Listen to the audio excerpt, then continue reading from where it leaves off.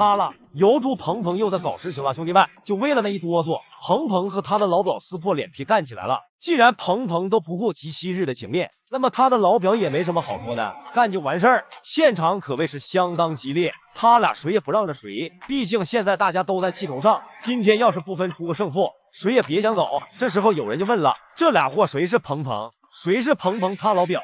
为了区分，我们暂定颜色偏黄的是鹏鹏，颜色偏黑的是他老表。鹏鹏顶住他老表就是2个独龙钻，好在他老表也有着一身的蛮力。鹏鹏的老表现在也开始发力了，从目前的局势上来看，还很难分出高下。现在双方交换了位置，应该是来到了下半场。